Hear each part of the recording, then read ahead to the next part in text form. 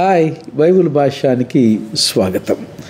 Yahweh Elohim బైబిల్లో దేవుని యొక్క వ్యక్తిత్వాన్ని తెలియచేసేటువంటి అత్యంత ప్రాముఖ్యమైనటువంటి సమ్మిళితమైనటువంటి నామము యాహ్వే ఎలోహిం. ఇది ఆదికాండము 2వ అధ్యాయం నుండి ప్రత్యేకంగా మనకు కనిపిస్తూ ఉన్నది.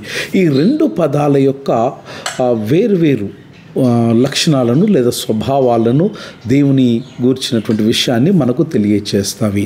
ఇవి రెండు పదాలు అనగా యాహ్వే ఎలోహిం కలిసి వచ్చినప్పుడు దేవుని యొక్క సంపూర్ణతను, దేవుని యొక్క పరిపూర్ణతను మనకు తెలియచేస్తుంది. యాహ్వే అనేటువంటి ఇటు పదం యొక్క అర్థము నిత్య స్వభావుడు. యాహ్వే అనేటువంటి పదం యొక్క అర్థము ఒడంబడిక దేవుడు. యాహ్వే అనేటువంటి పదము హాయా అనేటువంటి మూల ధాతువు నుండి యాహ్వే అనే పదం ప్రాణం పోసుకున్నది. హాయా అన్నటువంటి హిబ్రూ మూల ధాతువు యొక్క అర్థము ఉండు అటువంటి వాడు, ఉన్న అటువంటి వాడు, ఉండే అటువంటి వాడు, అస్తిత్వంలో ఉండటం అనేది దీని యొక్క భావము.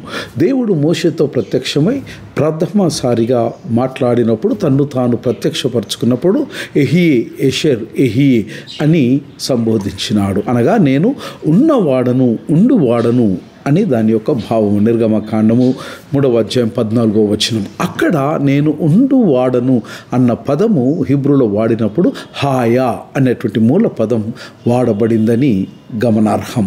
ఇది దేవుని యొక్క నిత్యత్వాన్ని లేదా దేవుని యొక్క మార్పు లేనితనాన్ని, దేవుని యొక్క ఆత్మస్వరూపాన్ని మరియు ముఖ్యంగా ఒడంబడికో నిత్యంగా నమ్మకస్తుడైనటువంటి దేవుడు అన్న ప్రతిపాదనను హాయా అనేటువంటి పదం సూచిస్తూ ఉన్నది. యాహ్వే అనేది దేవుని యొక్క వ్యక్తిగతమైనటువంటి నామధేయంబు. ఇది ప్రజల మధ్య నివసించే దేవుడని మనకు యాహ్వే అన్న పదం ప్రకటిస్తూ ఉన్నది. దేవుడు నిత్యము తన ప్రజల్లోనే ఉండేటువంటి దేవునిగా ప్రకటిస్తూ ఉన్నాడు. ఎలోహిం అన్నటువంటి పదమునకు అర్థము మహిమ, ఎలోహిం అనగా శక్తి, ఎలోహిం అనగా సృష్టికర్త. ఇట్టి ఉత్పత్తి శాస్త్రంలో ఎలోహిం అనేటువంటిది ఎల్ లేదా ఎలోవా అనేటువంటి పదము యొక్క బహువచన రూపంగా మనం చూస్తున్నాం. ఇశ్రాయేలీయులు ఒక దేవుని మహోన్నతాన్ని, పరిపూర్ణ మహిమను, అనంతమైన శక్తిని సూచిస్తూ ఉన్నది. ఆదికాండం 1వ అధ్యాయంలో ఎలోహిం అనేది సృష్టికర్త, ఎలోహిం అనగా ఆధిపత్యము, ఎలోహిం అనగా సమస్తానికి అధిపతి అయినటువంటి దేవుడు, క్రమము ఏర్పరిచే దేవుడుగా మనకు వెలుగుపరుస్తూ ఉన్నది.